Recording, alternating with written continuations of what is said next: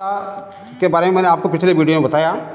प्रशंसा क्या होती है, प्रशंसा का क्या परिणाम मिलता है, प्रशंसा की 3 कुंजियाँ भी बताई। अब मैं आपको बता रहा हूँ 2 तरह की प्रशंसाएँ होती है। पहली प्रशंसा होती है बधाई देना और दूसरी प्रशंसा होती है सफ़ेद जादू।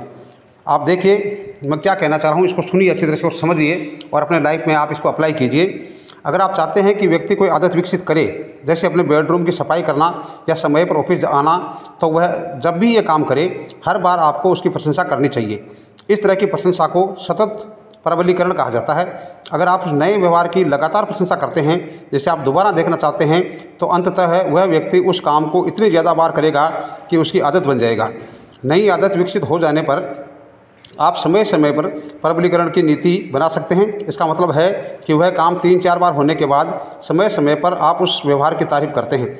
आदत पड़ जाने के बाद सतत प्रबलीकरण झूठा लग सकता है और दरअसल प्रेरणा को कमज़ोर भी कर सकता है। हो सकता है कि आदत पड़ने के बाद हर बार तारीफ होने से व्यक्ति अपने उस व्यवहार को पूरी तरह छोड़ दे, लेकिन आदत पड़ने के बाद समय समय पर प्रशंसा से व्यवहार अनंत काल तक जारी रह सकता है। यह प्लेट को लगातार घूमने जैसा महसूस करवाता है। उदाहरण के लिए, आप अपने बच्चों से उनका कमरा साफ़ करवाना चाहते हैं।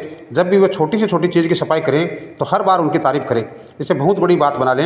ऐसा तब तक करते रहें जब तक कि बच्चे स्वेच्छा से या छुटपुट प्रेरणा से अपने कमरे साफ़ न करने लगे। जब वे अपने कमरे साफ़ करने की आदत डाल लें तो आपको उन्हें हर तीसरी या चौथी बार ही प्रशंसा देने की ज़रूरत है। उस आदत का पेंच फंसाने के लिए इतना काफ़ी होगा, बार बार उसको हमेशा हमेशा कहने की ज़रूरत नहीं पड़ेगी। पहली प्रशंसा जो है मैं बता रहा हूँ आपको, बधाई देना। दूसरों का आत्मसम्मान बढ़ाने और उन्हें महत्वपूर्ण महसूस कराने के लिए आप जिस 5वें तरीका का प्रयोग कर सकते हैं वह है बधाई। जब भी आप किसी व्यक्ति को उसकी किसी चीज़ जैसे गुण या वस्तु के लिए बधाई देते हैं तो आप उसके आत्मसम्मान को बढ़ा रहे हैं। प्रशंसात्मक बधाई मानवीय संबंधों में सशक्त औजार है।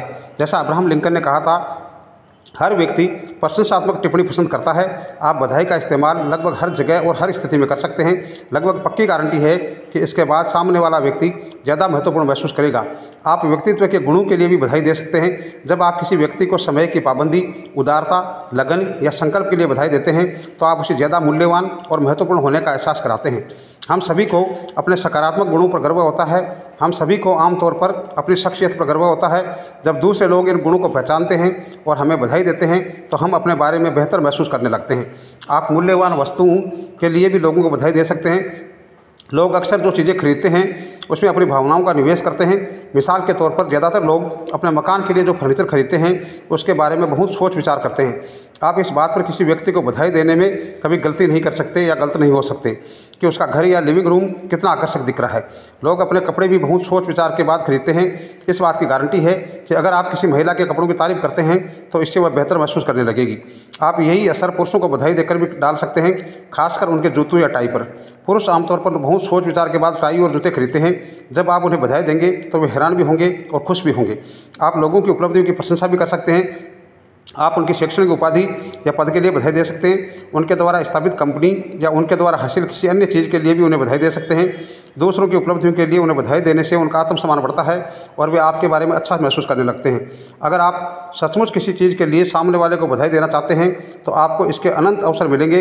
हर व्यक्ति के लिए या हर व्यक्ति ने ऐसी कोई न कोई चीज़ हासिल की होगी जिस पर आप उसे बधाई दे सकते हैं। आपका काम तो बस वो चीज़ खोजकर उसे बधाई देना है। बहरहाल मैं आपको एक चेतावनी देना चाहूँगा, सिर्फ तभी प्रशंसा करें या बधाई दें जब आप सचमुच इसे महसूस करें। कभी भी दूसरों का आत्मसम्मान बढ़ाने की कोशिश में झूठ न बोलें। लोगों में झूठ पकड़ने के यंत्र लगे होते हैं। वे भीड़ भरे कमरे में भी झूठ पकड़ सकते हैं, इसलिए ये गलती न करें। इस नियम का सिर्फ एक अपवाद है। झूठी मुस्कान हर समय सच्ची बरकुटी से बेहतर होती है, लेकिन बाकी सभी मामलों में आपकी बधाइयाँ सच्ची होनी चाहिए। आपको सचमुच वह महसूस करना चाहिए जो आप कह रहे हैं। अगर ऐसा नहीं है तो लोग महसूस करेंगे कि आप उनसे फ़ायदा उठाने की कोशिश कर रहे हैं। ऐसा होने पर आपको अपनी मनचाही प्रतिक्रिया के विपरीत परिणाम मिलेंगे। सामने वाले व्यक्ति का आत्मसम्मान कम हो जाएगा और वह आपकी बात पर अविश्वास तथा रक्षात्मक से प्रतिक्रिया करेगा। ये पहली 5 चीज़ें जो आप दूसरों को ज़्यादा महत्वपूर्ण बनाने के लिए कर सकते हैं वो ऐसे शुरू होती है। जैसे पहली है रुचिकर, एग्रीबल बनना। दूसरी है स्वीकृति, एक्सेप्टेंस, व्यक्त करना, लोगों से मिलते समय मुस्कुराना। तीसरी है महत्व, एप्रिसिएशन देना, हर मौके पर आपको धन्यवाद कहना। चौथी है लोगों के सकारात्मक कामों की प्रशंसा कराना, अप्रूवल करना। 5वीं है लोगों की उपलब्धियों, गुणों या मूल्यवान वस्तुओं के लिए उन्हें बधाई, एडमिरेशन देना। आपका ये व्यवहार दूसरों के साथ आपके अच्छे संबंधों की नींव है। जब आप इन पर अमल करते हैं तो हर बार आप दूसरे लोगों को उनके और अपने बारे में बेहतर महसूस कराते हैं। इसके अलावा ऐसा करने पर आप खुद भी अपने बारे में बेहतर महसूस करते हैं। तो इस प्रकार से दोस्तों ये प्रशंसा की जो विधि है वो सबसे कारगर विधि है और इसमें प्रशंसा का जो प्रक्रिया है उस प्रक्रिया का या जो तरीका है उसका मैंने एक तरीका आपको बता दिया है।